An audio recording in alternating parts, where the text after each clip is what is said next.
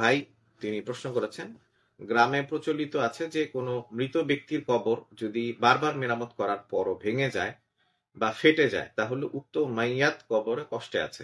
প্রশ্ন, উক্ত কথার কি শরীয়তে কোনো ভিত্তি আছে? কবর বারবার ভেঙে যাওয়া বা ফেটে যাওয়া এ ব্যাপারে ইসলাম কি বলে? মোহতারাম ভাই সুন্দর প্রশ্ন করেছেন।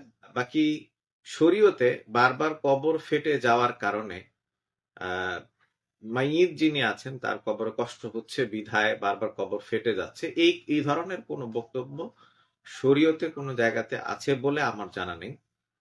আমি যতটুকু পড়ালেখা করেছি তাতে না কোরআনে কারিমের মধ্যে এই ধরনের কোনো কথা আমি পেয়েছি, না হাদিসে রসুলের মধ্যে এই ধরনের কথা আমি পেয়েছি। ফলে এই ধরনের কোনো কথা ভিত্তি আছে বলে আমি অন্তত জানি না।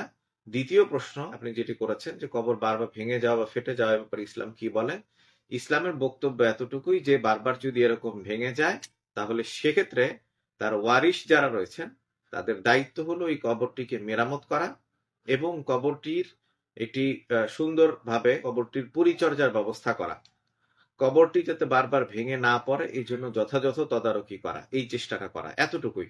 এর বাইরে ওই কবরের মধ্যে যিনি মাইয়াত রয়েছেন তার কষ্ট হয় বা তার উপরে আযাব হয় বিধায় বারবার ভেঙে যাচ্ছে, এই ধরনের কোনো প্রমাণ আমি পাইনি এবং আমার জানা নেই যে এই ধরনের কোনো বিষয় শরীয়তে আছে কিনা, আমার জানা মতে নাই।